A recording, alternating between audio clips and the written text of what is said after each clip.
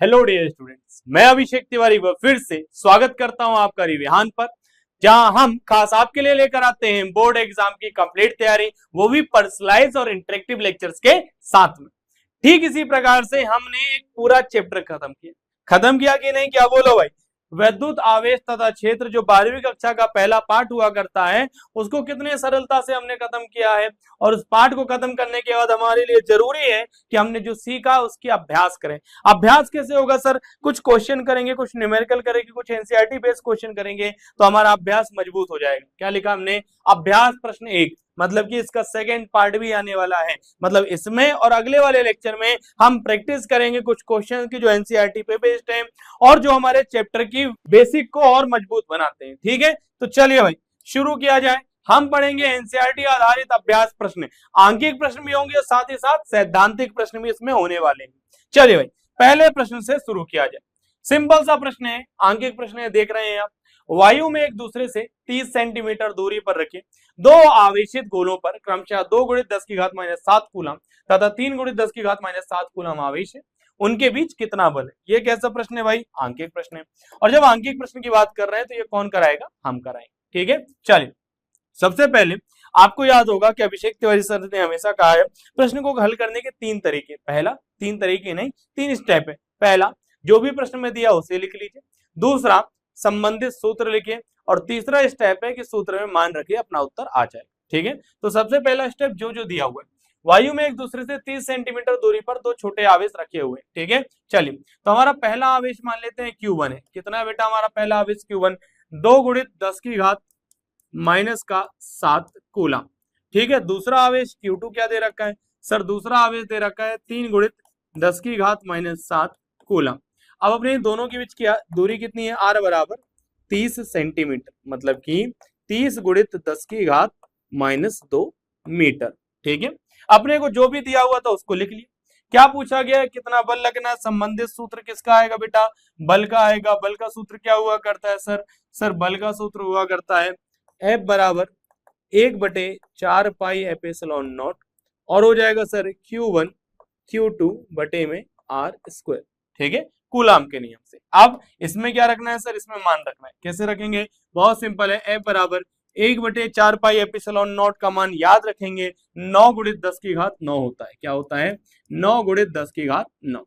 Q1 कितना है sir हमारे पास? 2 × 10⁻⁷ लिखते हैं। 2 × 10⁻⁷, साथ में क्या लिखा हुआ है भाई? 3 × 10⁻⁷ बटे में क्या हमारे पास? R का स्क्वायर। R का स्क्वायर मतलब जो दूरी है, दोनों के बीच की दूरी थी अपने पास 30 × 10⁻⁻2 मीटर। क्या किया है भाई? मीटर में कन्वर्ट किया है। ऐसा ही मात्रक मीटर होता है। सेंटीमीटर में दिया होगा तो मीटर में कन्वर्ट करना होगा। माइक्रो कूलम में दिया होगा तो माइक्रो से डायरेक्ट कूलम में कन्वर्ट करना होगा। फिलहाल R⁻2 मतलब ये हो जाएगा हमारे पास 30 गुणित में 30 और गुणित में कितना आ जाएगा भाई? 10⁻⁻2 थी, स्क्वायर कर दो तो कितना आ जाएगा? -4। ठीक है, ध्यान देना जो चीजें काटी जा सकती है मैं उन्हें काट रहा हूं। जैसे कि ध्यान देंगे तो ये हो जाता है सर 3 × 9, तो ये हो जाता है सर 3 दाम 30, अगेन 3 दाम 30, तो ये पूरा 3 भी कट गया।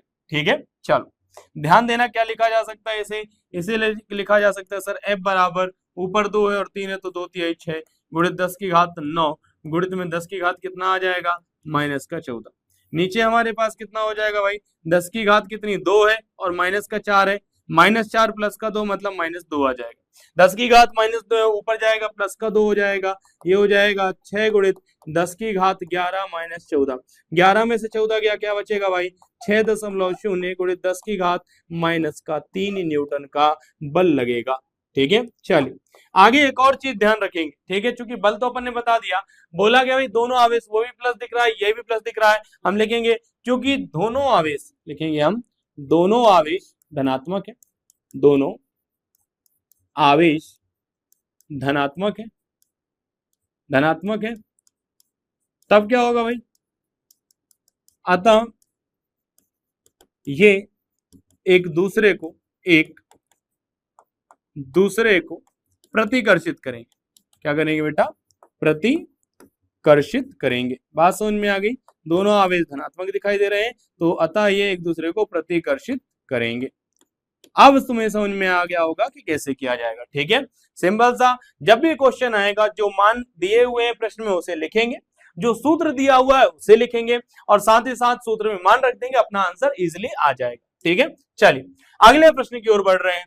प्रश्न है 0.4 माइक्रो कूलम आवेश के किसी छोटे गोले पर किसी अन्य छोटे आवेशित गोले के कारण वायु में 0.2 न्यूटन का बल लगता है।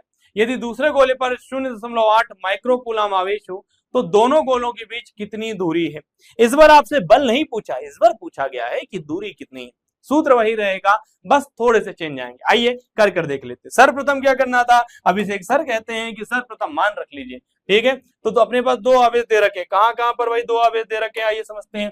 पहला अपने पास ये है और दूसरा आवेश कहां पर है, यहाँ पर है। एक है 0.4 माइक्रो कूलम का, दूसरा 0.8 माइक्रो कूलम का। तो चलिए भाई दोनों आवेश के मान रखते हैं। ठीक है, चलिए पहला है हमारे पास Q1 कितना, गंदी राइटिंग, फिर से लिखते हैं हम। पहला आवेश है हमारे पास Q1 कितना है 0.4 माइक्रो कूलम। ठीक है, ये हो जाएगा हमारे पास 0.4 गुणित 10 की घात -6 कूलम। पहले तो माइक्रो से कूलम में बदला। साथ ही साथ मुझे दशमलव में परेशानी होती है और मैं चाहूंगा कि आप ये दशमलव समझ लें। दशमलव हल्का फुल्का गुणा किया, दशमलव यहाँ का वहां शिफ्ट हुआ, दिक्कत हो जाएगी। दशमलव हटाते हैं, ये हो जाएगा हमारे पास 4 गुणित 10 की घात -7 कूलम। ठीक है, वैसे ही हम बात करेंगे Q2 कितना है भाई, Q2 हमारे पास 0.8 कूलम। 0.8 कूलम नहीं है, माइक्रो कूलम है, तो 0.8 गुणित 10 की घात -6 कूलम, और इसको बदलेंगे तो ये हो जाएगा 8 गुणित 10 की घात -7 और ये आ जाएगा कूलम। ठीक है, चलिए दोनों के बीच की दूरी नहीं दी है, बल दिया है। बल कितना है 0.2 न्यूटन। इसे में मैं लिख दूंगा 2 गुणित 10 की घात -1 न्यूटन। 10 की घात -1 क्यों, दशमलव के बाद एक संख्या तो 10 की घात -1। ऐसा लिखा होता था कि 0.002 ऐसा लिखा होता 0.002, तो यहाँ पर 0.02 मतलब 3 संख्याएं थी, 10 की घात -3 आता। ठीक है, अपन ने क्या किया, जो लिखा हुआ उसको लिख लिया। अब क्या करेंगे भाई, जो सूत्र है उसको लिखेंगे। ठीक है, संबंधित सूत्र हमें फोर्स का मालूम है तो बल का सूत्र हो जाता है F बराबर 1/4 पाई एप्सिलॉन नॉट, और ये हो जाएगा Q1 गुणित में Q2 बटे में R²। अब प्रश्न को यदि ध्यान से देखो तो लिखा हुआ है दोनों गोलों के बीच दूरी कितनी है। ठीक है, कितनी दूरी है, दूरी मतलब R निकालना है, तो R का पहले सूत्र बनाऊंगा। क्या करूंगा, R का पहले सूत्र बनाऊंगा। ये हो जाएगा मेरे पास R² बराबर 1/4 पाई एप्सिलॉन नॉट। साथ ही साथ ये हो जाएगा अपने पास Q1 गुणित में Q2 और बटे में क्या हो जाएगा भाई हमारे पास F मतलब की बल। ठीक है, R² बराबर हम मान रखने का काम कर रहे हैं अपन। 1/4 पाई एप्सिलॉन नॉट का मान कितना होता है सर, 1/4 पाई एप्सिलॉन नॉट का मान तो हमें आसानी से याद हो जाएगा, तो हम लिखते हैं R² बराबर 9 गुणित 10 की घात 9 बताया था। Q1 Q1 कितना है 4 गुणित 10 की घात -7, Q2 कितना है 8 गुणित 10 की घात -7, तो हम लिखते हैं 4 गुणित 10 की घात -7 और गुणित में लिखते हैं हम 8 गुणित 10 की घात -7, और बटे में क्या था भाई R² 9 के बल है, और बल कितना है 2 गुणित 10 की घात -1, तो हम लिखते हैं 2 गुणित 10 की घात -1। 2 से काट दीजिए, ये हो जाएगा 2 चौके 8, 2 से काट दीजिए, ये हो जाएगा 2 चौके 8, तो हम लिखते हैं R² बराबर 9 गुणित में 4 चौके कितना हो जाएगा 16, गुणित में 10 की घात कितनी 9। ठीक है, और यहाँ पर 10 की घात कितनी हो जाएगी भाई -14। ठीक है, यदि ध्यान दो तो -1 ऊपर जाके क्या हो जाएगा +1। 10 की घात जो 9 है वो क्या हो जाएगी 10 की घात 10 हो जाएगी। क्या हो जाएगी सर, वो हो जाएगी 10 की घात 10। तो चलो भाई इसको सही करते हैं, ये हो जाएगा 10 की घात 10 और ये गुणित। ठीक है, ध्यान देना R² बराबर ये हो जाएगा सर 9 गुणित 10 की घात 9 गुणित 16 गुणित 10 की घात कितनी हो जाएगी -4। ठीक है, अब 16 और 9 यदि यहाँ पर स्क्वायर लगा, यदि मैं दोनों तरफ करनी लगा दो तो R बराबर आ जाएगा करनी के अंदर 9 गुणित में 16 गुणित 10 की घात कितनी भाई -4। ये हो जाएगा सर हमारे पास R बराबर 3 गुणित में 4 गुणित में 10 की घात कितनी -2, तो R बराबर 3 चौके 12 गुणित 10 की घात -2 मीटर। ठीक है, चाहो तो तुम ये लिख सकते हो कि R बराबर 0.12 मीटर, एक तो ये सही आंसर हो जाएगा। यदि यही नहीं लिखना चाहते हो तो तुम डायरेक्ट लिख सकते हो 12 सेंटीमीटर, ये आंसर भी हमारा सही हो जाएगा। ठीक है, तो इस प्रकार से हमने एक और प्यारा सा आंकिक प्रश्न समाप्त कर लिया। देखो आंकिक प्रश्न बहुत ज्यादा टफ नहीं होते, बस अपने को सूत्र याद होना चाहिए और उसका मान रखते आना चाहिए। चले भाई अगले प्रश्न की ओर बढ़ते हैं। अगला प्रश्न क्या है भाई, वही प्रश्न है, बस उसका अपन ने अभी ए वाला भाग किया है, अब करने जा रहे हैं बी वाला भाग। बी में क्या लिखा है, दूसरे गोले पर पहले गोले के कारण कितना बल लगेगा। कहेंगे न्यूटन के गति का तृतीय नियम याद है, बोलेंगे हाँ सर याद है, तो याद करो न्यूटन के गति के तृतीय नियम से, तृतीय नियम से जो बल होगा, बल समान लगेगा, समान लगेगा। और कितना बल लगेगा बेटा? सर हमारा बल लगेगा कितना? 0.2 न्यूटन का, है ना। प्रत्येक क्रिया के बराबर तथा विपरीत प्रतिक्रिया होती है, ये चीज आपने सुनी होगी, तो बस उसी का हमने दिमाग लगा लिया। चलिए भाई बढ़ते हैं आगे और अगला प्रश्न देखते हैं कि जांच द्वारा सुनिश्चित कीजिए कि ke² बटे में GME/MP विमाहीन राशि है। भौतिक नियतांकों की सारणी देखकर इस अनुपात का मान ज्ञात कीजिए। यह अनुपात क्या बताता है? चलिए भाई सब चीजें सुनिश्चित करते हैं, बताते हैं। सबसे पहले तो जांच करते हैं कि ये विमाहीन राशि है या नहीं है। ध्यान दीजिएगा, मान लिया कि ये एक राशि है जिसको अपन बोलते हैं कि x, ठीक है। अपन कहते हैं कि माना, अपन क्या कहते हैं? अपन कहते हैं माना। और अपन ने क्या माना? सर हमने माना x बराबर होता है ke² बटे में क्या हो गया अपने पास gm, बहुत गंदी राइटिंग, फिर से सही करेंगे अपन, इसको लिखेंगे अपन gm, क्या लिखा है e, और साथ में क्या लिखा है mp, ठीक है। ये मान लिया अपन ने। इसको ऊपर और नीचे r² से भाग करते, ये हो जाएगा ke² बटे में r², और बटे में हम लिखते हैं gme/mp, और बटे में क्या लिखते हैं r²। ध्यान दो ke² बटे r², यहाँ पर k क्या होता है? 1/4 पाई एप्सिलॉन नॉट, ध्यान दो कूलाम बल, और यहाँ पे क्या है? गुरुत्वाकर्षण बल। हम लिखते हैं कि ke² बटे r², हम लिखेंगे स्थिर विद्युत बल को दर्शाता है, स्थिर विद्युत बल है किनके किनके बीच में? इलेक्ट्रॉन और प्रोटॉन के बीच में। और gme/mp बटे r² गुरुत्वाकर्षण बल है। क्या है बेटा? गुरुत्वाकर्षण बल, ठीक है। एक ये बल है स्थिर विद्युत, और एक दूसरा क्या है? गुरुत्वाकर्षण बल है। अब क्योंकि ये दोनों बल गुरुत्वाकर्षण बल और वो बल है, तो इसका मतलब यदि मैं बात करूं कि x बराबर क्या होगा, तो हम यदि बात करें कि किसकी विमा, यदि मैं कहता हूं कि x की विमा क्या होगी, तो x की विमा यदि मुझे निकालनी है तो मुझे क्या निकालनी होगी भाई? इसकी ke² बटे r² की विमा, है ना। और बटे में क्या होगा भाई? बटे में सर हमारे पास होगा, बटे में हमारे पास हो जाएगा gme/mp बटे r² की विमा।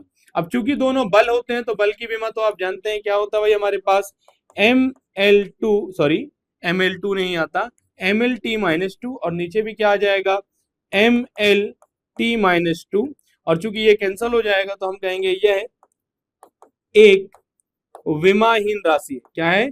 विमाहीन राशि है। क्लियर होगी ये वाली बात? जी सर, बात समझ में आ रही? मतलब वैसे तो आपको अलग अलग जगह पे अलग अलग तरीके का सॉल्यूशन मिल जाएगा। हो सकता है वैल्यू रखी गई हो, अलग अलग तरीके से किया गया हो सकता है के की ई की विमाएं रखी गई हो, पर मैं एक सरल तरीका बता रहा हूँ कि अपन ने इन दोनों को r से स्क्वायर से भाग कर लिया। अब ये हो गया अपने पास स्थिर विद्युत बल, ये हो गया गुरुत्वाकर्षण बल, पर है तो दोनों बल। बल की विमा क्या होती है? mlt-2, इसलिए ये क्या हो गया? कैंसिल हो गया। ठीक है, आइए आगे की तरफ ध्यान देते हैं कि सर और क्या कर सकते हैं। पूछा गया इसका मान भी बताना है। चलो भाई मान निकालते हैं। ये हो जाएगा x बराबर k का मान तो आपको मालूम होगा कितना होता है? 9 × 10⁹ ई स्क्वायर। ई क्या है? मूल आवेश, जो अपन ने पहले दूसरे लेक्चर में पढ़ दिया था, 1.6 × 10⁻19, और फिर से आएगा 1.6 × 10⁻19। ठीक है, अब बटे में ध्यान दीजिएगा, जी जो होता है क्या होता है? यूनिवर्सल ग्रेविटेशनल कांस्टेंट, मतलब कि पूरे यूनिवर्स में जो अपना गुरुत्वाकर्षण नियतांक होता है वो होता है जी। ठीक है, वो होता है 6.67 × 10⁻11। साथ ही साथ में अपन क्या लिख रहे हैं? ME मतलब कि एक इलेक्ट्रॉन का द्रव्यमान 9.1 × 10⁻31। फिर एक प्रोटॉन का भी बोला गया है 1.67, असल में 2 7 आता है, गुणित में कितना होता है? 10 की घात टोटल कितना? -27। ठीक है, ये इस प्रकार से आता है। 1 मिनट, 1.27 थोड़ा सा समझते हैं, क्योंकि मुझे लगता है 2 7 ना होके वो 6 7 हुआ करता। तो एक काम करते हैं, इसको लिखते हैं हम 1.67। क्या लिखते हैं अपन लिखते हैं इसको 1.67। चलिए भाई 1.67 × 10 की घात कितनी? -27। चलिए भाई हिसाब लगाएं। देखो पहले ही मैं तुम्हें ये बात बता दूं कि इतना बड़ा मान है, तो यदि प्रश्न आया तो यहां तक ही आएगा, यहाँ तक आने की कम संभावना है, क्योंकि यदि ये प्रश्न दिया गया तो कैलकुलेटर देना आवश्यक है। क्यों? क्योंकि ये आसानी से सॉल्व होने वाला तो नहीं है बेटा। ध्यान देना, ये लिखा है ऊपर 9 गुणित में अपन 1.67 से एक शून्य हटा देते हैं, दशमलव मतलब हटा रहे हैं। 2 दशमलव ऊपर से आता है तो 2 दशमलव नीचे से हटा देंगे, इसको 6 6 7 लिख देंगे। गुणित में अपने पास है 10 की घात कितनी 9, और गुणित में कितना है अपने पास 19 दूनी 38 मतलब माइनस का 38, ठीक है। बटे में क्या आ जाएगा भाई हमारे पास 6 6 7, अच्छा 9.1 या 1.67 इसको अपन लिखते हैं 91, ऊपर से लिखते हैं 167, और 10 की घात कितनी लगा दे भाई -3, क्योंकि दशमलव के बाद 1 2 3 तीन संख्याएं, ठीक है।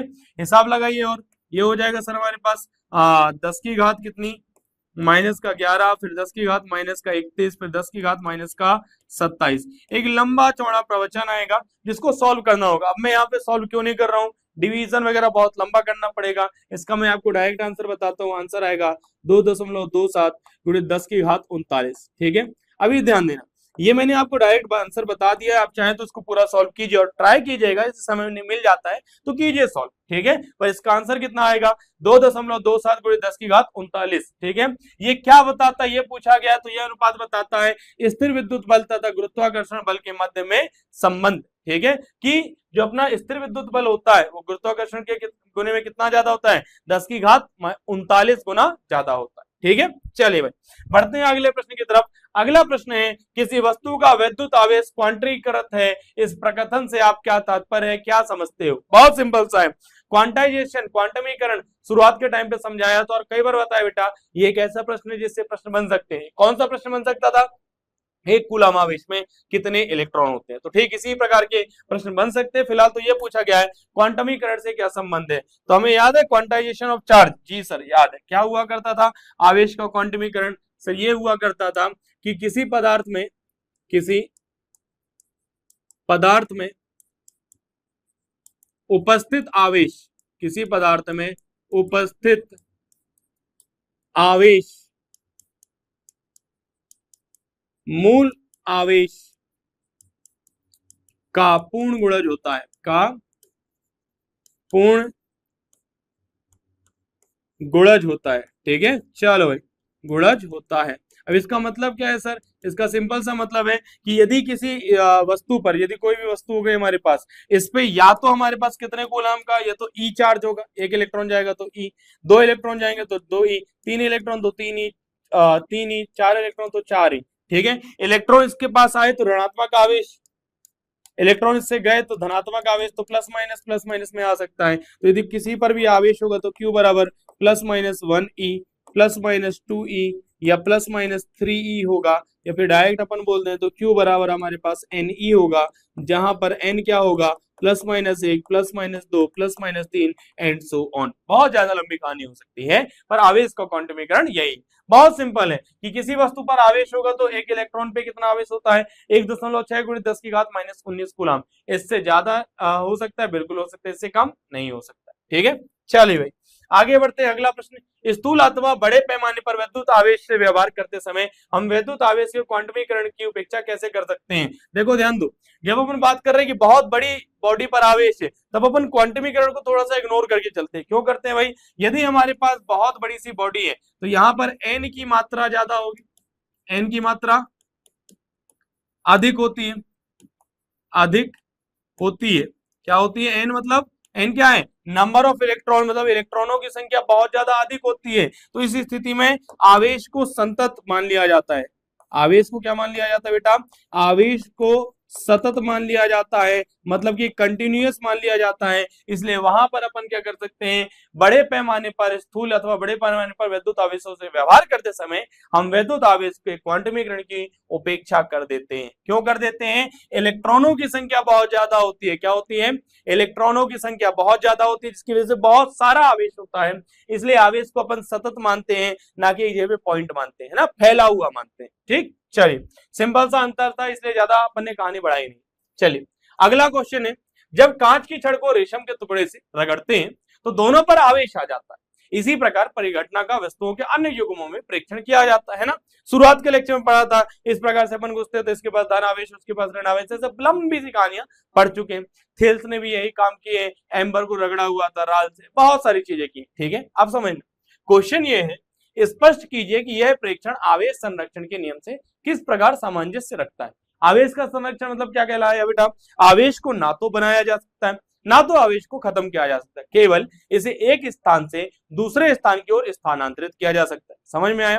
अभी ध्यान देना, मैं मान लेता हूं कि मेरे पास बॉडी, ठीक है, मेरे पास एक ये वस्तु है और दूसरी वस्तु मेरे पास ये, ठीक है। अब सपोज कर लीजिए कि मैं इसमें से क्या करता हूं, इसको एक इलेक्ट्रॉन दे देता हूं। ध्यान देना, अभी मान लो कि ये भी न्यूट्रल था, ये भी न्यूट्रल था, तो कुल आवेश, ठीक है, पहले की बात कर रहे हैं अपन, ठीक है, पहले जब मैं बात करता हूं कि कुल आवेश क्या था, कुल आवेश अभी कितना है सर? कुल आवेश यदि अपन बोलते तो अभी कुल आवेश कितना है? शून्य, ठीक है। अभी कुल आवेश कितना है? शून्य, ठीक है। अब अपन इसको क्या करेंगे भाई? इसको रगड़ देंगे तरीके से। कुल आवेश अभी कितना है? शून्य। अब मैं सपोज कर लो इसको रगड़ देता हूं, यदि इससे एक इलेक्ट्रॉन इस पर जाता है तो इसके पास एक इलेक्ट्रॉन आ जाएगा और इसके पास एक खाली स्थान रह जाएगा जिसको अपन बोलते हैं होल, या फिर एक दूसरे शब्दों में अपन इसको बोल सकते हैं विवर। आने वाले समय में डिटेल में अपन पढ़ेंगे पर लास्ट पार्ट में, ठीक है, होल या विवर। फिलहाल यहाँ पर ध्यान देना, यदि इसमें से एक इलेक्ट्रॉन यहाँ पर चला गया तो इसके पास कौन सा आवेश आ गया सर? माइनस का ई। और इसके पास कैसा आवेश आ गया सर? प्लस का ई। प्लस का ई कैसे आ गया? याद करो, सोडियम की कहानी कभी सुनाई होगी। Na के सबसे बाहर वाली ऑर्बिट में एक इलेक्ट्रॉन हुआ करता है जिसको वो दे दिया करता है, तो Na बन जाता है Na पॉजिटिव। एक इलेक्ट्रॉन देने पर Na क्या बन जाता है?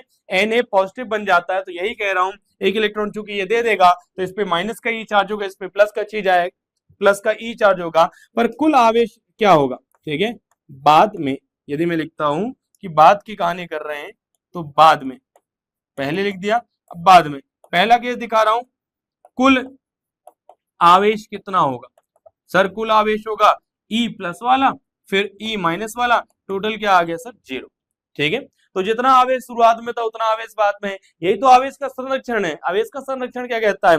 किसी नेक आय का कुल आवेश संरक्षित होता है, मतलब जितना शुरुआत में था उतना ही बाद में होगा, ना तो बनाया गया ना तो खत्म किया।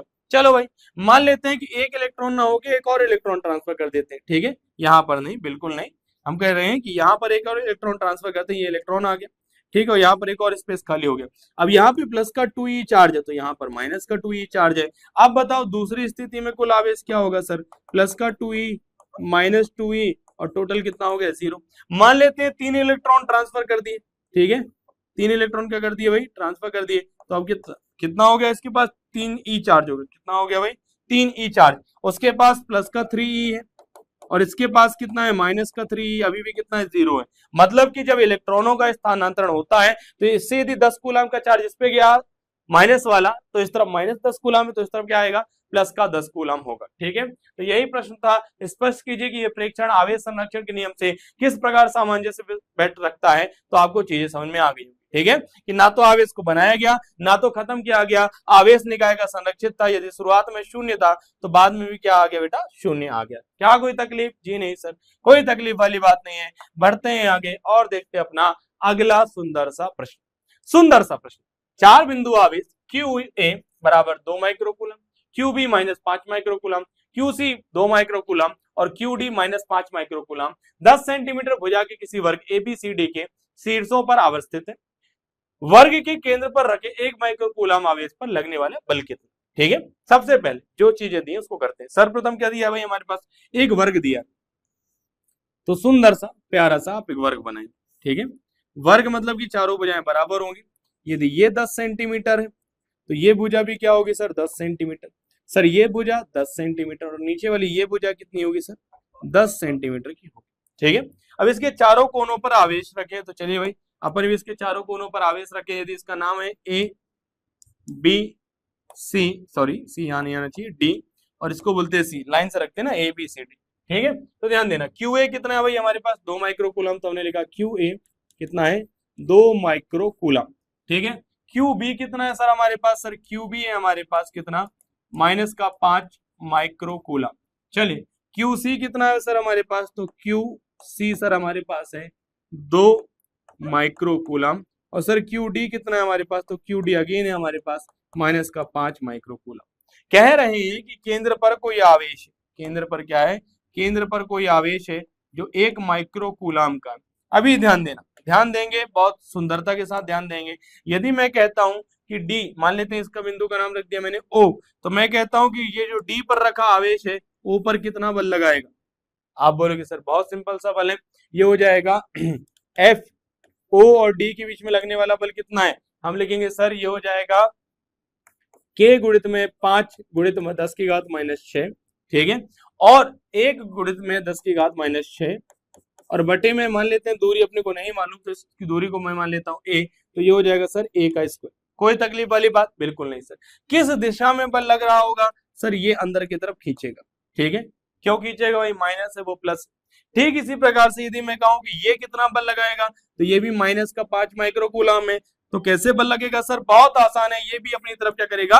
खींचने की कोशिश करेगा, ठीक है ना। तो ये यदि खींचने की कोशिश करेगा तो सर ये कितना बल लगाएगा? सर ये लगाएगा एफ ओ और मान लेते हैं उसका नाम क्या था भाई? बी, तो हम लिख देते हैं बी इज इक्वल टू के गुणित में 5 गुणित 10 की घात -6 गुणित में 1 गुणित में 10 की घात -6 और बटे में क्या है? ए स्क्वायर। अच्छा ध्यान देना, एक उस दिशा में बल लगा रहा है, एक इस दिशा में बल लगा रहा है, एक वहां से खींच रहा है, एक यहां से खींच रहा है, मैं किस ओर जाऊंगा? एक रस्सी मेरे हाथ में उस ओर बनी है, एक रस्सी मेरे हाथ में इस ओर बंधी है, मैं किस ओर जाऊंगा? कहीं नहीं। मेरे पे लगने वाला टोटल बल कितना हो जाएगा? 0 हो जाएगा। तो इनका जो एफ नेट बल आएगा वो कितना आ जाएगा भाई हमारे पास? 0। क्या आपको नहीं लगता कि इसमें भी यही कहानी होने वाली है? किस केस में? इस केस में ये क्या करेगा? इसको प्रतिकर्षित करेगा, इस ओर बल लगाएगा, ये इसको प्रतिकर्षित करके इस ओर बल लगाएगा, तो यहां पर भी क्या हो जाएगा? नेट बल कितना हो जाएगा? 0 हो जाएगा। तो एफ कौन सा वाला भाई? एफ अपने पास अभी तक अपन ने ये ले रखा है ओडी और ओबी, तो हम लिखते हैं एफ ओ ए और एफ क्या हो जाएगा? ओ सी। इन दोनों का भी एफ नेट क्या आ जाएगा? 0। तो इस प्रकार से इसमें कुल बल कितना लगेगा? सर कुल बल लगेगा अपने पास 0। देखिए कितना आसान सा कॉन्सेप्ट था और उम्मीद करता हूं कुछ चीजें समझ में आ गई होंगी। हाँ, चित्र बनाकर थोड़ा सा समझाना होगा। चलिए भाई अगला प्रश्न क्या है हमारे पास? देखिए प्रश्न कर रहे हैं, बार बार बहुत सारे प्रश्न करने का प्रयास करेंगे क्योंकि जितने ज्यादा प्रश्न कर लेंगे उतना ही ज्यादा आसान हो जाएगा हमारे बोर्ड एग्जाम में अच्छे अंक लाना, ठीक है। प्रश्न है, स्थिर विद्युत क्षेत्र रेखा एक स्वतंत्र वक्र होती है, अर्थात कोई क्षेत्र रेखा एकाएक नहीं टूट सकती, क्यों? अब समझना सतत वक्र क्यों होती है, पहले तो ये समझो। देखो भाई यहां से मैं मान लेता हूं कि ये हमारे पास क्या है? विद्युत क्षेत्र की रेखा है, ठीक है। विद्युत क्षेत्र की रेखा क्या होती है? यदि एक धन आवेश को छोड़ दूं, यदि एक धन आवेश को इस प्रकार से पकड़ के इस प्रकार से घुमा के निकालता हूं कि धन आवेश निकल के आओ और इस प्रकार से छोड़ देता हूं, जैसे मैं छोड़ूंगा तो यहां पर पकड़ता हूं, मान लेते हैं यहाँ पर विद्युत क्षेत्र, तो जैसे मैं इसको छोड़ूंगा तो एक रास्ते से जाएगा, जिस रास्ते से धन आवेश जाएगा उस रास्ते को अपन क्या कहते हैं? विद्युत क्षेत्र रेखा, और ये काल्पनिक वक्र होते हैं। अभी ध्यान देना कि मैं कहता हूं इसमें क्या लिखा है? स्थिर विद्युत क्षेत्र रेखा एक स्वतंत्र वक्र होती है, अर्थात कोई भी क्षेत्र रेखा एकाकी टूट नहीं सकती। चलो नहीं टूट सकती, मैं कहता हूं टूट सकती, चलो मान लेते हैं, ठीक है। यदि अपने को अर्थ समझना है तो अनर्थ समझना पड़ेगा। अनर्थ क्या है यदि समझ लेते तो अर्थ आसान हो जाएगा। ध्यान दो, मान लेते हैं कि टूट जाती है। अब अपना प्यारा सा बिंदु आवेश यहां से इस प्रकार से जा रहा है, ठीक है, यहाँ पहुंचा, यहाँ पहुंचा, ठीक है, इसी रास्ते पे ऐसे जा रहा है, जा रहा है, जा रहा है, जा रहा है, जा रहा है, जा रहा है, जा रहा है, जा रहा है। अब यहां पहुंचा, अब यदि बीच में से टूट गई, इसका मतलब क्या है? इसका मतलब रास्ता नहीं। तो क्या बिंदु आवेश यहां से कूद के गया होगा, ऐसे हवा में से कूद के यहां पहुंचा होगा? याद है वो भूल भुलैया वाली मूवी? अक्षय कुमार कहता पानी और वो कूदता है, फिर कहता पानी, फिर वो कूदता है। क्या याद आया? क्या यहाँ पर ऐसा हुआ होगा कि हमारा आवेश एक राजपाल यादव जी की तरह है, यहाँ से ऐसा जा रहा था, और यहाँ पर अक्षय कुमार मतलब कि अभिषेक तिवारी सर, फिलहाल के लिए मैं ही अपने आप को मान लेता हूँ क्योंकि आवेश की बात कर रहा हूँ, मूवी की नहीं। मान लेता हूँ मैंने चिल्लाया पानी और अपना आवेश यहां से कूदकर यहां पहुंचा। क्या ऐसा हो सकता? नहीं सर, ऐसा बिल्कुल भी नहीं हो सकता है, ठीक है। आवेश हमारा यहां से अचानक से कूद के यहां नहीं पहुंचेगा, आवेश को रास्ता चाहिए। रास्ता चाहिए मतलब कि कोई भी रेखा एकाएक नहीं टूट सकती है। बात समझ में आ गई? लिखेंगे अपन उत्तर, कैसे लिखेंगे? स्थिर विद्युत क्षेत्र रेखा एक सतत वक्र होती है, अर्थात कोई भी क्षेत्र रेखा एकाएक नहीं टूट सकती, क्योंकि यदि ऐसा होता तो जिस जगह पर वक्र रेखा टूटी है वहां से आवेश को कूद कर दूसरे स्थान तक पहुंचना होगा, जो कि संभव नहीं है। बात समझ में आ गई ना?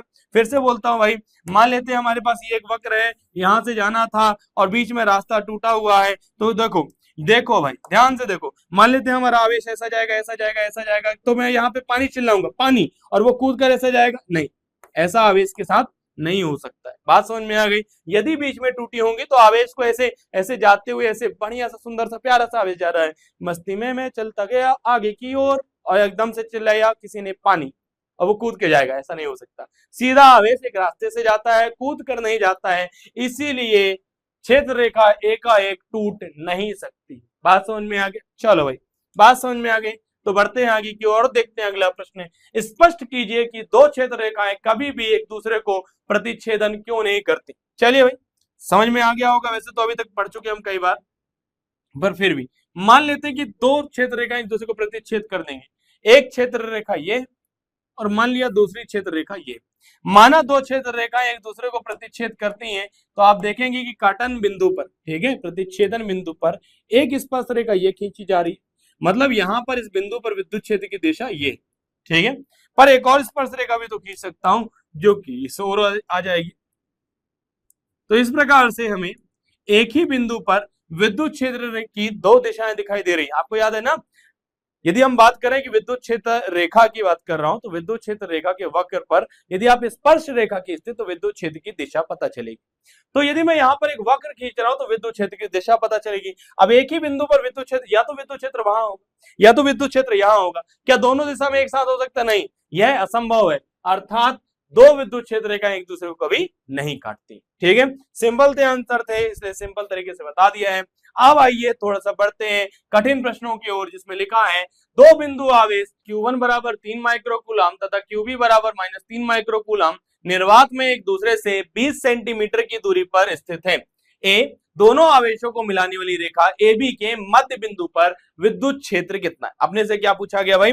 बहुत सिंपल सा प्रश्न पूछा गया सर हमसे कि दो आवेश हैं। अब आवेश के लिए अभिषेक सर क्या कहते हैं? अभिषेक सर यही कहते हैं कि जो भी चीज दी हो उसको लिख लिया करो। जैसे QA लिख रखा है भाई हमारे पास 3 माइक्रोकूलम, मतलब 3 गुणित 10 की घात -6 कूलम। QB कितना दे रखा है सर? QB दे रखा है सर -3 माइक्रोकूलम। बोले तो विद्युत द्विध्रुव बन रहा है सर, ये हो जाएगा -3 गुणित 10 की घात -6 कूलम। ठीक है, आगे एक दूसरे से कितनी दूर पर रखे भाई? 20 सेंटीमीटर की दूरी पर रखे, मतलब 2a की वैल्यू कितनी हो गई हमारे पास? 20 सेंटीमीटर। सेंटीमीटर से मीटर में कन्वर्ट करना चाहूं तो 20 गुणित 10 की घात -2 और ये आ गया मीटर में। ठीक है, अभी ध्यान देना, चित्र यदि मैं बनाना चाहता हूं तो मेरे पास एक बिंदु आवेश यहाँ पर, ठीक है, 3 माइक्रोकूलम का, दूसरा बिंदु आवेश मेरे पास यहाँ पर है -3 माइक्रोकूलम, और इन दोनों के बीच की दूरी क्या है भाई? 20 सेंटीमीटर। मेरे से क्या कहा गया? सेंटर में, मतलब कि केंद्र पर अपने को विद्युत क्षेत्र की तीव्रता ज्ञात करनी है। केंद्र क्या होगा सर? केंद्र ये होगा। तो केंद्र यदि ये होगा तो इसकी यहां से दूरी कितनी सर? 10 सेंटीमीटर, और इसकी यहां से दूरी क्या सर? ये भी हो जाएगी हमारे पास 10 सेंटीमीटर। तो यदि मैं दूरी r की बात करूं, यदि इसको r या इसको r लेता हूं तो सर ये हो जाएगी 10 सेंटीमीटर, मतलब 10 गुणित 10 की घात कितना? -2 मीटर, या कह लो 10 की घात -1, और ये हो गया मीटर। ठीक है, 10 की घात -2 थी, एक और 10 की घात 1 थी, -2 + 1 कितना आ जाएगा? -1, तो 10 की घात -1 मीटर दूरी आ गई। ठीक, चलो भाई आगे बढ़ते हैं। विद्युत क्षेत्र की तीव्रता क्या एक सदिश राशि है? जी सर, सदिश राशि मतलब दिशा है। दिशा है मतलब दिशाओं का ध्यान रखिए, जोड़िया घटाना करना हो ध्यान दीजिएगा। यदि मैं कहता हूं कि हमारे पास ये प्लस का है, ये प्लस का है, तो इसकी विद्युत क्षेत्र की तीव्रता किस ओर जाएगी सर? इस ओर जाएगी, है ना। प्लस से विद्युत क्षेत्र की तीव्रताएं बाहर की तरफ निकलती हैं, विद्युत क्षेत्र रेखाओं की बात कर रहा हूं। दूसरा, यदि ये दूसरा वाला हमारे पास माइनस का है, कौन सा वाला? ये माइनस का है, तो सर माइनस की तरफ तो विद्युत क्षेत्र की रेखाएं आती थी, तो इसकी वजह से इसकी विद्युत क्षेत्र की तीव्रता इस बिंदु पर इस ओर होगी। इसकी वजह से माइनस की तरफ विद्युत क्षेत्र रेखाएं आती थी, तो इसकी वजह से विद्युत क्षेत्र की दिशा किस ओर होगी? इस ओर होगी। अब चूंकि दोनों दिशाएं सेम है तो अपन इन दोनों को क्या कर देंगे? जोड़ देंगे। यदि कोई पूछता है कि कुल विद्युत क्षेत्र की तीव्रता कितनी आएगी, क्या कुल तीव्रता या कह लीजिए नेट तीव्रता कितनी आएगी, तो आप कहेंगे सर नेट तीव्रता जो आएगी हमारे पास ये आ जाएगी सर, यदि इसको मैं मान लेता हूं ए, इसको मैं मान लेता हूं बी, तो सर ये हो जाएगा हमारे पास ई ए और प्लस में आ जाएगा सर ई बी। ठीक है, क्या हो जाएगा? ई ए और ई बी। तो ये हो गया ई बराबर 1/4 पाई एप्सिलॉन नॉट, होता है सूत्र सर क्यू बटे में आर का स्क्वायर, प्लस में 1/4 पाई एप्सिलॉन नॉट, और हो जाएगा सर क्यू बटे में आर का स्क्वायर। ठीक है, दोनों में क्यू क्यों लिखा भाई? दोनों 3 माइक्रोकूलम के। दोनों में आर क्यों लिखा बेटा? ये भी 10 है और वो भी कितना है? 10 है। अच्छा ध्यान देना, यहाँ पे मैं माइनस का क्यों नहीं ले रहा हूं भाई? माइनस और प्लस हमें क्या बताने के लिए था भाई? दिशा बताने के लिए। हमने माइनस और प्लस से तो दिशा का अनुमान लगाया है, इसलिए माइनस का क्यों नहीं लेंगे। ठीक है, यदि एक अदिश राशि होती, जैसे विभव जब आप पढ़ेंगे तो वहां पे आप माइनस लेंगे, तो ये हो जाएगा ई बराबर 2 बार है, दोनों चीजें सेम टू सेम, तो 2 गुणित में 1/4 पाई एप्सिलॉन नॉट, ये हो जाएगा क्यू बटे में आर का स्क्वायर। जो भी मान पता है अपने को रख देना चाहिए, ये हो जाएगा ई बराबर 2 गुणित में 9 गुणित 10 की घात 9। क्यू कितना है, आवेश, आवेश है 3 गुणित 10 की घात -6, तो 3 गुणित 10 की घात कितनी, -6 हो गया। आर का स्क्वायर मतलब 10 की घात -1, आर कितना था दूरी बेटा, 10 की घात -1, उसका भी क्या करना है, हमें स्क्वायर करना है। चलिए भाई, 2 नाम 18, 18 थी कितना 54, तो ये हो जाएगा ई बराबर 54, और गुणित में कितना आ जाएगा भाई हमारे पास, 10 की घात है हमारे पास ऊपर 9, 9 में से कितना माइनस कर दें सर, 6, बटे में कितना आएगा सर, बटे में आएगा 10 की घात माइनस का कितना 2। आगे बढ़ते हैं, ई बराबर हो जाएगा सर 54 गुणित में 10 की घात 9 - 6, क्या हो जाएगा 10 की घात 9 - 6, और यदि मैं 9 - 6 ये डायरेक्ट काट ही देता हूं ना इसको, ये क्या हो जाएगा भाई, 10 की घात 9 में से 6 गया, कितना बचेगा 3, और नीचे का माइनस का 2 ऊपर जाके क्या हो जाएगा प्लस का 2, तो ई आ जाएगा हमारे पास 54 गुणित में 10 की घात 5, एक दशमलव यहां से लगा दो स्टैंडर्ड फॉर्म में, तो ई आ जाएगा 5.4 गुणित में 10 की घात कितनी, 10 की घात आ जाएगी सर हमारे पास 6। तो ये हमारी विद्युत क्षेत्र की तीव्रता आ चुकी है। ठीक है, चलिए आगे की ओर बढ़ते हैं और देखते हैं अगला प्रश्न। देखते हैं हमारा अगला प्रश्न क्या होगा। अगला प्रश्न है भाई हमारे पास सेम टू सेम वही प्रश्न, 2 बिंदु आवेश, कहानी वही है, बस लिखा हुआ है यदि 1.5 गुणित 10 की घात -9 कूलम परिमाण का कोई ऋणात्मक परीक्षण आवेश इस बिंदु पर रखा जाए तो यह परीक्षण आवेश कितने बल का अनुभव करेगा। बता दे कितने बल का, आओ भाई बता देते हैं, ध्यान देना, कितने बल का अनुभव करेगा। जो अपन बल की बात करें तो F बराबर E का मान क्या होता भाई, F बटे में Q होता था ना। विद्युत क्षेत्र की तीव्रता क्या होती थी, एकांक परीक्षण धन आवेश अपने ऊपर जितने बल का अनुभव करता है वही तो है। तो देखो ध्यान से, F बराबर क्या हो जाएगा सर, ये हो जाएगा सर Q गुणित में E। Q मतलब कि आवेश कितना है, 1.5 गुणित में 10 की घात -9, और जो E है हमारे पास, E क्या बेटा, विद्युत क्षेत्र की तीव्रता जो हमने निकाली 5.4 गुणित 10 की घात 6 न्यूटन प्रति कूलम। क्या 5.6, सॉरी क्या लिखा होता, फिर से देख लेते हैं, 5.4 गुणित 10 की घात 6, तो यहां पर लिखते हैं 5.4 गुणित 10 की घात कितनी 6। ध्यान दीजिएगा, ये हो जाएगा 15 चौके 60, हासिल आई 6, 15 अपना 75, 75 और 6 कितना हो जाएगा भाई 81, ये हो गया सर 8.10 गुणित 10 की घात कितनी हो गई -9 प्लस का 6 मतलब माइनस का 3। तो अपना आंसर आ रहा है F बराबर 8.1 गुणित में 10 की घात -3 न्यूटन का। ठीक है, कितना आ रहा है भाई, F बराबर 8.1 गुणित 10 की घात -3 न्यूटन, ये हमारा क्या हो गया, बल हो गया। क्या कोई परेशानी, जी नहीं सर, कोई परेशानी नहीं है। अब यदि कोई परेशानी नहीं है तो अपन बढ़ते हैं आगे की ओर, बढ़ते हैं आगे और देखते हैं हमारा अगला प्रश्न। अगला प्रश्न है हमारे पास, किसी निकाय में दो आवेश QA बराबर 2.5 गुणित 10 की घात -7 कूलम तथा QB बराबर -2.5 गुणित 10 की घात -7 कूलम क्रमशः दो बिंदुओं 0,0,-15 सेंटीमीटर, ये किसका मान हुआ, x का, ये y का, और ये किसका हो गया, z का, मतलब z एक्सिस, यहाँ पर भी x, y और z दे रखा है। तो चलिए भाई अपन बना लेते हैं 3 अक्ष। ठीक है, 3 अक्ष कौन कौन से हो जाएंगे सर, ये हमारा पहला तो हो गया सर x अक्ष हो गया, ठीक है, ये हमारा हो गया x अक्ष, और साथ ही साथ y बनाते हैं, y सीधा सीधा ना बना के इस ओर बनाते हैं। ठीक है, ये हमारा y अक्ष हो गया, और z कौन सा अक्ष हो जाएगा भाई, z ये ऊपर की तरफ वाला x अक्ष है, z अक्ष। ठीक है, ध्यान देना, जेड अक्ष ऊपर की तरफ बनाया है, क्यों बनाया, क्योंकि नीचे भी हमें चाहिए होगा, क्योंकि एक -15 और एक प्लस का 15 है, तो जेड अक्ष किस तरफ होगा बेटा, नीचे की तरफ भी दिख जाएगा। ठीक है, चलो हाँ, अब कह रहे हैं कि दो बिंदुओं पर आवेश रखे। ठीक है, 0,0, -15 मतलब x पर 0, y पर 0 और z पर -15, मतलब ये एक बिंदु हो गया जिसको अपन बोलेंगे 0,0, -15, ये बिंदु है 0,0, -15, वो भी सेंटीमीटर में दे रखा है हमें, तो हम इसको मीटर में कन्वर्ट करेंगे। दूसरा कहां पर है भाई, दूसरा उतनी दूरी पर ऊपर है, ये कितना है सर 0,0, प्लस का 15, ये भी सेंटीमीटर में दे रखा है। ठीक है, अब यहां से 15 ऊपर और 15 नीचे, तो टोटल कितना हो जाएगा सर, 15 ऊपर 15 नीचे, तो टोटल हो जाएगा सर 30 सेंटीमीटर की दूरी। क्या हो गई, 30 सेंटीमीटर की दूरी। आगे ध्यान दीजिएगा, हाँ QA कितना बेटा हमारे पास, QA है सर हमारे पास 2.5, QA कितना हमारे पास 2.5 गुणित 10 की घात -7 कूलम, और Q2 कितना है हमारे पास -2.5 गुणित 10 की घात -7, और ये भी आएगा कूलम में। ठीक है, चलिए निकाय का कुल आवेश कितना है, यदि आपसे कोई पूछ रहा है कुल आवेश, तो बहुत आसान सा प्रश्न पूछ रहा है, क्यों, क्योंकि द्विध्रुव। तो कुल आवेश यदि कोई पूछता है तो अपन क्या करेंगे सर, हम निकालेंगे Q बराबर Q1 धन Q2। हमने पढ़ा है ना, आवेशों के गुण में पढ़ा था, आवेशों की योज्यता कि वैद्युत आवेश योग जो होता है उसका बीजगणितीय योग कर दीजिए। तो हमारा Q1 कितना है सर जी? Q1 सर जी हमारा आया है 2.5 गुणित में 10 की घात माइनस का 7। और Q2 कितना है सर? ये है सर हमारे पास माइनस का 2.5 गुणित में 10 की घात कितना माइनस का 7। चलो भाई, तो Q बराबर कितना हो जाएगा? 2.5 गुणित 10 की घात माइनस 7 प्लस माइनस माइनस 2.5 गुणित 10 की घात कितना माइनस का 7। अभी देखो उसी में से उसी को घटाना है, तो कुल आवेश कितना हो जाएगा सर? कुल आवेश 0 हो जाएगा। क्या आ जाएगा? कुल आवेश, कुल चार्ज कितना हो जाएगा? 0 हो जाएगा। आगे का प्रश्न सुनिएगा, निकाय का कुल आवेश निकल गया, विद्युत द्विध्रुव आघूर्ण पता करना है। क्या पता करना है? विद्युत द्विध्रुव आघूर्ण। आघूर्ण को किससे निरूपित किया जाता था? P से, तो हम लिखते हैं विद्युत द्विध्रुव आघूर्ण। ठीक है, चलिए सर, विद्युत द्विध्रुव आघूर्ण। अब आप बताइए भाई, विद्युत द्विध्रुव आघूर्ण को किससे निरूपित करते थे? P से। क्या होता था? 2a गुणित में Q। कोई भी एक आवेश पकड़ दो और दूरी से गुणा कर दो। दूरी मतलब 2a क्या है बेटा? पूरा का पूरा 30 सेंटीमीटर। a का मान नहीं निकाल देना है। ठीक है, ध्यान दीजिए। ये हमारे पास आ गया सर 30 सेंटीमीटर को मीटर में कन्वर्ट करना, 10 की घात माइनस 2 से गुणा।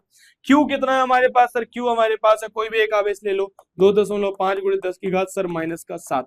ठीक है, 25 थी कितना होता है बेटा? 75 होता है। तो सर ये हो जाएगा हमारे पास 75, और गुणित में कितना आ जाएगा सर हमारे पास? 10 की घात माइनस का 9। ठीक है, कितना हो गया? 10 की घात माइनस का 9। चाहो तो इसको ऐसा भी लिख सकते हो, P बराबर 7.5, दशमलव एक यहाँ लगा दिए। कैसे? 10 से भाग और 10 से गुणा, तो गुणित में आ जाएगा 10 की घात कितना? 8। ठीक है, क्या कोई तकलीफ वाली बात है? जी नहीं सर, कोई तकलीफ वाली बात नहीं। अपना आंसर आ रहा है 7.5 गुणित में 10 की घात माइनस का 8, और इसका सर ऐसे ही मात्रक हो जाएगा कूलम मीटर। ठीक है, चलो भाई, ये प्रश्न भी हो चुका है हल, और बढ़ रहे हैं अपन अपने अगले प्रश्न की ओर, जो कि कुछ इस प्रकार से। अगला प्रश्न कर रहे हैं भाई, देखो आंकिक प्रश्न है, थोड़ा सा हो सकता है आलस लगे, कोई कॉन्सेप्ट नहीं समझ रहे हैं। आंकिक प्रश्न कर रहे हैं, लेकिन प्रैक्टिस करो। और मैं तो कहूंगा, जब मैं ऐसे आता हूं ना कि सर हमारा क्वेश्चन ये है, लेक्चर को पॉज कर लिया करो, और पॉज करने के बाद इस क्वेश्चन को खुद से ट्राई करो सॉल्व करने का। जब तुम सॉल्व कर रहे हो तुम्हारा आंसर आएगा, फिर इसको 2 गुनी स्पीड पे चलाकर देखना कि तुम्हारा आंसर सही आ रहा है तो अच्छी बात है, नहीं आ रहा तो तुम समझ लेना। ठीक है, चलो ध्यान दो। 4 गुणित 10 की घात माइनस 9 कूलम मीटर द्विध्रुव आघूर्ण का कोई विद्युत द्विध्रुव 5 गुणित 10 की घात 4 न्यूटन प्रति कूलम परिमाण की, न्यूटन प्रति कूलम परिमाण के किसी एक समान विद्युत क्षेत्र की दिशा से 30 डिग्री पर संरेखित। जो मान दिए उसको लिखना होता था। सबसे पहले द्विध्रुव आघूर्ण का मान दिया हुआ है उसको लिखते हैं 4 गुणित 10 की घात माइनस 9 कूलम मीटर। फिर क्या दे रखा है? विद्युत क्षेत्र की तीव्रता, तो हम लिखते हैं E का मान कितना है भाई? 5 गुणित 10 की घात 4, और ये आ जाएगा भाई हमारे पास न्यूटन प्रति कूलम। थीटा दे रखा है सर 30 डिग्री। अब क्या करना था भाई? प्रश्न पूछा गया है द्विध्रुव पर कार्यरत बल आघूर्ण का परिमाण परिकलित कीजिए। आपको याद होगा मैंने कहा था सूत्र लिखिए, सूत्र हमने बनाया था Pe cos थीटा। क्या कोई तकलीफ है? जी हाँ सर, तकलीफ है। Pe cos थीटा नहीं होता था, ये हुआ करता सर Pe sin थीटा, है ना? क्या होता था? Pe sin theta. तो टाउ बराबर क्या हो जाएगा हमारे पास? P कितना है भाई? 4 गुणित 10 की घात माइनस का 9, और E कितना है सर हमारे पास? E है हमारे पास 5 गुणित 10 की घात 4, और साइन थीटा मतलब कितना है सर? Sign 30 degree. ठीक है, टाउ बराबर हो जाएगा 4 पंचे 20 गुणित में 10 की घात कितना माइनस का 5, और साइन 30 का मतलब क्या हो गया? 1/2। काट दीजिए, ये 2 से कट जाएगा तो कितना आ जाएगा सर? 10 आ जाएगा। टाउ बराबर 10 गुणित 10 की घात माइनस 5, या फिर कह लीजिए अपने पास ये हो जाएगा टाउ बराबर मतलब द्विध्रुव आघूर्ण बराबर 1.0 गुणित 10 की घात माइनस का 4, और ये आ जाएगा न्यूटन मीटर। क्या आ जाएगा? न्यूटन मीटर में। इस प्रकार से द्विध्रुव आघूर्ण आ गया। 2 नंबर में, 3 नंबर में ये प्रश्न पूछे जा सकते हैं, और इन प्रश्नों को यदि मैंने तैयार कर लिया तरीके से, तो मेरे बोर्ड एग्जाम में अच्छे नंबर लाने से मुझे कोई नहीं रोक सकता। इस चीज को आप अच्छे से याद रखिएगा। ठीक है, चलो अगला प्रश्न क्या भाई? अब धीरे धीरे हम प्रश्नों को समाप्त करने जा रहे हैं। ठीक है, अब ज्यादा प्रश्न नहीं रह गए, ध्यान से देखिए। ऊन से रगड़े जाने पर कोई पॉलिथीन का टुकड़ा 3 गुणित 10 की घात माइनस 7 कूलम के ऋण आवेश से आवेशित पाया जाता है। स्थानांतरित किस पदार्थ से किस पदार्थ में इलेक्ट्रॉनों की संख्या आकलित कीजिए। स्थानांतरित इलेक्ट्रॉनों की संख्या बताएं। सबसे पहले तो किस पदार्थ से किस पदार्थ में गया, ध्यान दो। ऊन से रगड़े जाने पर पॉलिथीन का टुकड़ा ऋण आवेशित हुआ। पॉलिथीन क्या हुआ भाई? ऋण आवेशित। ऊन क्या हुआ भाई? धन आवेशित। इसका मतलब क्या है? ऊन से उस पे इलेक्ट्रॉन गए होंगे ना, क्योंकि इलेक्ट्रॉन क्या लेकर जाएंगे, ऋण आवेश, इलेक्ट्रॉन लेकर जाते हैं ऋण आवेश। क्योंकि इलेक्ट्रॉन ऊन से पॉलीथीन में जा रहे हैं तो पॉलीथीन कहेंगे ऊन से पॉलीथीन में आवेश का स्थानांतरण हुआ, ऊन से पॉलीथीन में आवेश का स्थानांतरण हुआ। क्या कोई तकलीफ वाली बात? जी नहीं सर, आसान है, बात समझ में आ गई। ऊन से पॉलीथीन में आवेश का स्थानांतरण हुआ। अब कितने इलेक्ट्रॉन गए इसकी गिनती करते हैं, ठीक है। सबसे पहले क्या दिया हुआ है सर, हमें आवेश दे रखा है, कितना है, Q बराबर 3 × 10 की घात कितना, -7, ठीक है। चलो अपने को E का मान पता है, हाँ सर, मूल आवेश होता है 1.6 × 10 की घात -1। हमें क्या क्या आवेश का क्वांटमीकरण पता है? जी सर हमें पता है Q बराबर N ही होता है। क्या तुम्हें N का फॉर्मूला बनता है? सर N बराबर क्या हो जाएगा, Q बटे में, बस मान रख दो।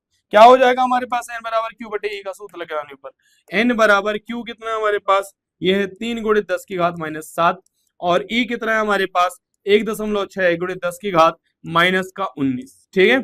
N बराबर क्या हो जाएगा सर, पहले तो दशमलव हटाते हैं सर, तो हो जाएगा 30 और ये सर हो जाएगा 16, माइनस का 19 ऊपर जाएगा तो प्लस का 19 होगा, 19 में से सर 7 जाएगा तो कितना हो जाएगा 12, 10 की घात 12, ठीक है। 4 जीरो इसमें से निकाल ले ताकि अच्छे से डिवीजन हो पाए। तो 30 के बाद 1 2 3 4, 4 जीरो लगा लिए, 10 की घात हो गई 8 और बटे में क्या आ गया हमारे पास 16। क्या कोई तकलीफ? जी नहीं सर। काटते हैं सर, 2 से काटा जाए सबसे पहले तो ये हो जाएगा सर 2 8 16 हो जाएगा, 2 8 16 हो गया। ये सर जब 2 से मैं काटता हूँ, ये एक काम करता हूँ ना, 2 से काटते ही क्यों, मैं थोड़ा बड़े नंबर को लेता हूँ, बड़ा नंबर जैसे कि 8 से लेते हैं, ठीक है। तो ये हो जाएगा सर 8 दूनी 16 और जब मैं इसको 8 से काटता हूं तो 8 दूनी 16, 8 3 24, कितना 8 3 24 आता है, कितना बचेगा सर 24, 30 में से 24 गया तो 6 बचा, 60 हो गया, 8 7 56 है ना, 8 7 56 बचा कितना 40, तो सर 8 7 56 40 बचा, 8 5 40 हो गया सर, ठीक है। तो हमारे पास आ रहा 8 3 24 6 बचा था कितना 60, 8 7 56 4 बचा 40, 8 5 40, ये 2 जीरो कॉपी कर लिए, 2 से काट दीजिए। अब क्या हो जाएगा भाई हमारे पास, ये हो जाएगा सर 2 एकम 2, 1 बचा 17 हो गया, 2 8 16, फिर 1 बचा 15 हो गया, 2 7 14, फिर 1 बचा 10 हो गया, 2 5 10 और सर जीरो, गुणित में 10 की घात कितनी 8। अभी ध्यान देंगे, दशमलव लगाना है 1 2 3 4 4 बार, तो ये जाएगा 1.875 गुणित 10 की घात कितनी 12। तो इतने इलेक्ट्रॉनों का स्थानांतरण हो चुका है। क्या इस बात से कोई परेशानी? जी नहीं सर, बिल्कुल आसान सा प्रश्न था। जैसे एक कूलाम आवेश में कितने इलेक्ट्रॉन होते हैं ये निकाला है, वैसे इतने कूलाम आवेश के लिए कितने इलेक्ट्रॉन चाहिए होंगे हमने ये निकाला है, ठीक है। चलिए भाई बढ़ते हैं आगे और देखते हैं अगला प्रश्न। क्या ऊन से पॉलीथीन में संहति का स्थानांतरण भी हो सकता है? बिल्कुल। संहति का मतलब क्या है बेटा, यहाँ पर संहति से क्या मतलब है आपको बता दूं, यहाँ पर संहति से मतलब है द्रव्यमान का। जी हाँ हुआ है, जी हाँ हुआ है इसका स्थानांतरण। कितना हुआ यदि जानना चाहते हो तो आओ समझाता हूँ। एक इलेक्ट्रॉन का द्रव्यमान लिया जाता है 9.1 गुणित 10 की घात कितना, 10 की घात -31 kg इलेक्ट्रॉन का द्रव्यमान, मास ऑफ इलेक्ट्रॉन। अभी यहाँ पर कितने इलेक्ट्रॉन ट्रांसफर हुए हैं सर, यहाँ पर इलेक्ट्रॉन ट्रांसफर हुए हैं कितने, 1.875 गुणित 10 की घात 12। हम लिखते हैं 1.875 गुणित 10 की घात 12, जिसको मैं राउंड ऑफ करके लिखना चाहूं तो मैं लिख सकता हूं डायरेक्ट 2 गुणित 10 की घात 12, है ना, 2 गुणित 10 की घात 12। तो अपन गुणा कर लेते हैं, टोटल मास क्या हो जाएगा सर, Me गुणित में क्या आ जाएगा हमारे पास N, ये हो जाएगा सर Me कितना हमारे पास, Me है 9.1 गुणित 10 की घात -31 और ये हो जाएगा 2 गुणित 10 की घात कितनी 12, तो ये हो जाएगा सर 2 एकम 2 2 नाम 18.2 आ गया, गुणित में 10 की घात कितनी हो जाएगी 31 में से 12, 10 गया तो 21, 2 और गया तो 19, तो माइनस का 19। चाहो तो इसको लिख सकते हो आप 1.82 गुणित में 10 की घात -18, ठीक है। -18 क्यों भाई, वही काम 10 से भाग किया, 10 से गुणा किया, ठीक है। अब इसको यदि मैं राउंड ऑफ करके लिखना चाहूँ तो इसको अगेन राउंड ऑफ करके मैं लिखना चाहूंगा तो मैं वापस लिख दूंगा 2 गुणित 10 की घात -18 किलो, इतने इलेक्ट्रॉन ट्रांसफर हो गए, इतना द्रव्यमान ट्रांसफर हुआ है, मतलब संहति का भी स्थानांतरण होता है, ठीक है। चलो भाई बढ़ते हैं आगे की ओर और देखते हैं अंतिम प्रश्न। अंतिम प्रश्न क्यों कह रहा हूं बेटा, देखो एक ये प्रश्न है, उसके बाद उसी का सेकंड पार्ट है, उसके बाद ये प्रश्न, उसके बाद ये लेक्चर हो जाएगा आपका समाप्त, ठीक है। तो चलो भाई, बहुत देर से शायद आप भी थक गए होंगे कि सर अंक प्रश्न कर रहे हैं, थ्योरी थी तो याद कर लेते, देख लेते थे, यहाँ तो अंक को गुणा करना पड़ता है। करो भाई, मेहनत करोगे तभी तो नंबर पाओगे। ध्यान दो, 2 विद्युत रोधी आवेशित तांबों के गोलों ए तथा बी के केंद्रों के बीच की दूरी 50 सेंटीमीटर है। मतलब आर दे दिया आपको, कितना दे दिया बेटा आर? आर हमारे पास है सर 50 सेंटीमीटर। कितना है आर हमारे पास? सर आर है हमारे पास 50 सेंटीमीटर, है ना। मुझे एकदम से वो डायलॉग याद आ गया, 50-50 कोस तक। ठीक है, चलो 50 सेंटीमीटर 50 गुणित में 10 की घात माइनस का 2 करेंगे। क्यों करेंगे सर जी? क्योंकि सेंटीमीटर से हमें मन कर रहा था कि मीटर में कन्वर्ट करना है, और यदि मन नहीं कर रहा तभी मन को मनाओ कि कन्वर्ट करना पड़ेगा सेंटीमीटर से मीटर में, क्योंकि मीटर हुआ करता है सही मात्रा को। यदि आपने ऐसा नहीं किया तो आपका आंसर गलत हो जाएगा। चलो भाई, तो आर बराबर 50 सेंटीमीटर 50 गुणित 10 की घात माइनस 2 मीटर कर दिया है। ठीक, चलो आगे लिखा है पृथक पृथक आवेश, दोनों पर आवेश है। कितना आवेश है भाई? Q1 है सर हमारे पास 6.5 गुणित का 10 की घात माइनस 7 कूलम, और Q2 भी सर वही है 6.5 गुणित 10 का घात माइनस 7 कूलम। ठीक है, तो इनमें पारस्परिक स्थिर विद्युत प्रतिकर्षण बल कितना है? ठीक है, प्रतिकर्षण बल निकालना। गोलों के बीच की दूरी की तुलना में गोलों ए तथा बी की त्रिज्याएं नगण्य है। बोल रहे त्रिज्या इतनी नगण्य है कि उसको बिंदु आवेश मान सकते हो। यही फायदे की बात है, क्योंकि कूलाम का नियम बिंदु आवेशों के लिए लग सकता है। यदि त्रिज्याएं कुछ होती है तो दिक्कत हो जाती है। अभी त्रिज्याएं कुछ नहीं है तो टेंशन नहीं है। बल का सूत्र है F बराबर 1/4 पाई एप्सिलॉन नॉट, और हो जाता है Q1 Q2 और बटे में होता है R का स्क्वायर। F बराबर 9 गुणित 10 की घात 9। Q1 कितना है भाई? 6.5 गुणित में 10 की घात कितनी? 6.5 गुणित 10 की घात माइनस 7। अगेन 6.5 गुणित 10 की घात कितनी? माइनस का 7। बटे में क्या भाई? आर का स्क्वायर। आर मतलब दूरी 50 गुणित 10 की घात माइनस 2। ठीक है, क्या 50 गुणित 10 की घात माइनस 2, और गुणित में फिर से 50 गुणित 10 की घात माइनस का 2। क्या कोई तकलीफ? बिल्कुल नहीं सर, ध्यान देंगे। एफ बराबर हम करते हैं बेटा 9 गुणित 65 गुणित में 65। क्या हुआ सर? 65 लिख दिए, दशमलव कहाँ गया?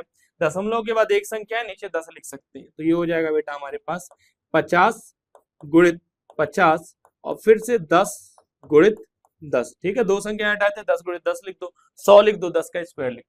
अब ऊपर क्या है भाई? 10 की घात कितनी है अपने पास? 10 की घात है सर 9, 10 की घात है माइनस का 14।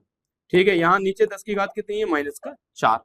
क्या कोई तकलीफ वाली बात? जी नहीं सर। कुछ चीज छूटी? जी नहीं सर। चलो, जो चीजें काटी जा सकती, जिन्हें मारा जा सकता, उन्हें मारा जाएगा। 5 दाम 50, और ये जाएगा सर 13 बार। अगेन 5 दाम 50, और सर ये जाएगा कितने? 13 बार। ठीक है, 9 गुणित 13 कितना हो जाएगा सर? एफ बराबर ये लिखा है 9 गुणित 13 कितना? 169, और गुणित में आ जाएगा 10 की घात कितनी? 9 में से 14 गया मतलब माइनस का 5। ठीक है, और क्योंकि 14 और 9 में 5 जोड़ो तो 14 आता था, माइनस 5।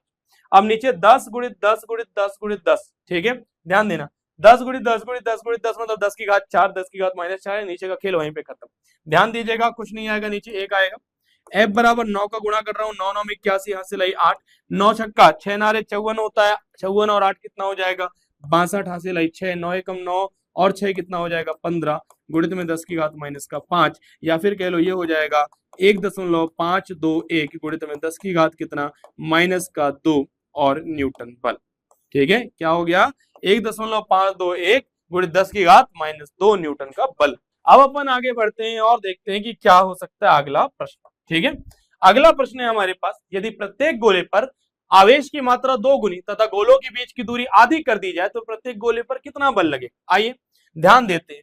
यदि मैं कहता हूं कि जो हमारा बल का सूत्र था सर, वो था हमारे पास 1/4 पाई एप्सिलॉन नॉट। जो आवेश है वो 2 गुना कर दिया Q1, और इसको 2 Q2 कर दिया, और दूरी R/2 का स्क्वायर कर दिया। ध्यान देना, F बराबर 2 दूनी कितना? 4, बाहर कर दो, 1/4 पाई एप्सिलॉन नॉट, और ये हो गया Q1, ये हो गया Q2, बटे में R का स्क्वायर और नीचे 2 का स्क्वायर 4, भाग के भाग में तो ऊपर जाके गुणा हो जाता, तो ये 4 चौके कितना हो जाएगा यहाँ पर आके? 16, तो ये हो गया 16। मतलब पिछला वाला जो बल लगा उसको 16 से गुणा कर दे। सिंपल सा आंसर है ना। पिछला वाला जो बल था उसको 16 से गुणा कर दो, कितना था? 1.521। क्या था? 1.521 गुणित 10 की घात माइनस का 2। ठीक है, गुणा करते हैं भाई, 16 एकम 16, हासिल आई 1, है ना। 16 एकम 16, हासिल आई 1, 16 दूनी 32 और 1 33, हासिल आई फिर से 1। ठीक है, नहीं सर, इस बार 3 आएगा। 16 एकम 16, हासिल आई 1, 16 दूनी 32, 1 33, हासिल आई 3, 16 पंचे 80, 3 83, हासिल आई 8, 16 एकम 16 और 8 कितना हो गया सर? 24। ठीक है, 24.336 गुणित 10 की घात माइनस 2, या फिर सर सीधे भाषा में यदि मैं बोलना चाहूं तो ये हो जाएगा 10 की घात माइनस 2 है, दो बार और पॉइंट को शिफ्ट कर देते हैं, ये हो जाएगा 0.2433, असल में ये हो जाने वाला है 0.2433 न्यूटन का बल। क्या कोई तकलीफ वाली बात? जी नहीं सर, 0.2433 न्यूटन का बल सही है। और अपन अब आ चुके सर अंतिम प्रश्न की ओर, जो है चित्र में किसी एक समान स्थिर विद्युत क्षेत्र में 3 आवेशित कणों के पद चिन्ह दर्शाएं। ठीक है, हमारे पास क्या था भाई, हमारे पास बढ़िया से सुंदर सी एक इलेक्ट्रिक फील्ड थी। ठीक है, एक प्लेट है जिस पर पूरा धनावेश दे दिया, एक प्लेट जिस पर पूरा का पूरा ऋण आवेश दे दिया। अब यहाँ पर क्या हो रहा है, कुछ पार्टिकल जा रहे हैं, आपको बताना है कि तीनों के आवेशों के चिन्ह ज्ञात कीजिए। अब देखो ये दोनों इस और ऊपर की तरफ जा रहे हैं, अब धनात्मक की तरफ कौन आकर्षित होगा? धनात्मक की तरफ सर हमें याद है ऋण आवेश आकर्षित होगा, इसीलिए हम कहेंगे कि इन दोनों का आवेश ऋण आवेश है। ये ऋण आवेशित है और ये वाला भी ऋण आवेशित है, जबकि ये माइनस की तरफ जा रहा है, इसलिए क्या हो गया, धनावेशित हो गया। चलिए आगे बढ़ते, कह रहे हैं इनमें से किस कण का आवेश संहति अनुपात Q/m अधिकतम है। बोल रहे Q/m किसका ज्यादा होगा? अच्छा देख के तो तुम बिल्कुल नहीं बता सकते, नहीं भाई, देख के यदि तुम सोच रहे हो ना कि हम बता ले जाएंगे, तो देख के तुम बिल्कुल भी नहीं बता सकते। ध्यान देना, ध्यान देना, मैं यहाँ पर सीधे सीधे इसको बना रहा हूँ, ये एक्स अक्ष। ठीक है, कलर बहुत ज्यादा गंदा है, कलर सही करना चाहिए मुझे। ठीक है, पेंसिल ले लेता हूँ छोटे से। ठीक है, चलिए ये मेरा एक्स अक्ष, इसको मैं यदि सीधा सीधा बनाता हूँ तो ये मेरा एक्स अक्ष, और इसके लिए क्या कहलाएगा बेटा, ये मेरा एक्स अक्ष कहलाएगा। ये इन तीनों में से सबसे ज्यादा दूर कौन जा रहा है, ये हम पता करने वाले। ठीक है, एक काम करते हैं, इसको मिटा दो, पहले मैं आपको सॉल्व करके बताता हूँ। देखिए हम करेंगे गति के 2 नियम का उपयोग। एस बराबर क्या होता है सर, ut धन हाफ at स्क्वायर। यदि मैं y अक्ष की बात करूं तो एस वाई, यू वाई और ए वाई लिया जाएगा। y अक्ष के लिए डिस्प्लेसमेंट तो y आएगा, मतलब कि विस्थापन y आएगा। u y ये तो x अक्ष में जा रहा है, तो y अक्ष में इसका वेग कितना था, शुरुआती वेग सर वो हो गया था 0, गुणित में 80 धन में 1/2। सर त्वरण, सर त्वरण तो बड़ा डिफिकल्ट टास्क है, नहीं बहुत ज्यादा डिफिकल्ट भी नहीं। देखो F बराबर क्या होता है सर, ma होता है, और F बराबर क्या होता है सर, QE होता है। अच्छा ध्यान दो, ये समीकरण है और इसको बोल दो समीकरण 2। दोनों के दोनों क्या है सर, बल है, और चूंकि दोनों के दोनों बल है तो हम कहेंगे सर ma बराबर हो जाएगा QE। तो सर ये हो जाएगा a बराबर त्वरण बराबर QE बटे में क्या आ जाएगा m। तो बस यहाँ पर रख दे रहे हैं अपन इसका मान, क्या रख रहे हैं अपन इसका मान, ये हो जाएगा सर QE और बटे में क्या आ जाएगा m। अब ऐसा क्यों कर रहा हूँ, शायद तुम समझ चुके हो कि Q बटे m मुझे यहाँ पर मिल जाएगा। ठीक है, चलो ध्यान देना, ये हो जाएगा y बराबर जो चीजें अलग कांस्टेंट निकाली जा सकती है उसको निकालते, जैसे e फिक्स है, टी स्क्वायर फिक्स है, बटे का 2 फिक्स है, अपने पास Q बटे में m फिक्स नहीं है तो उसको लिख देते साइड में। ठीक है, यदि मैं इसको कांस्टेंट मान लूं, नियत मान लूं, तो y बराबर क्या आ जाएगा, k Q बटे में m, या फिर मैं सीधे सीधे कहूं तो y अनुक्रमानुपाती हो गया Q बटे में m, किसके, Q बटे में m। अब देखो ज्यादा विस्थापन किसके लिए, यदि तुम ध्यान दो तो ये तो हल्का सा ऊपर उठे, लेकिन तीसरा वाला कण पूरे तरीके से नीचे जा चुका है। ये प्लेट से हल्का फुल्का ऊपर, ये वाला तो गया ही नहीं, ये वाला हल्का फुल्का उठा है, लेकिन y अक्ष में सबसे ज्यादा विस्थापन किसका हुआ, तीसरे कण का हुआ है। इसलिए हमारा सही आंसर होगा कण क्रमांक तीसरे के लिए E बटे m सबसे ज्यादा है, ज्यादा है। बात समझ में आ रही है? और इस प्रकार से हमने बढ़िया तरीके से सारे के सारे प्रश्न, अभ्यास प्रश्न 1 के हल कर लिए हैं, और उम्मीद कर रहा हूं कि तुम्हें जो भी चीजें सिखाई उसकी तरीके से प्रैक्टिस करोगे, क्योंकि जब आप भौतिक शास्त्र की बात करते हैं तो यहाँ पे आंकिक प्रश्न करना बहुत ज्यादा जरूरी हो जाता है। क्यों जरूरी हो जाता है? जब मैं आंकिक प्रश्न करता हूं तो मैं अपने पूरे पाठ का रिविजन करता हूं, उसके सारे बेसिक मेरे कवर होते हैं। ठीक है, तो इस प्रकार से हमने अभ्यास प्रश्न 1 खत्म कर लिया है। जल्दी हम मिलते हैं अभ्यास प्रश्न 2 में, तब तक के लिए बस यही कहना चाहूंगा, पढ़ाई करते रहिए। All the very best, good day and thank you.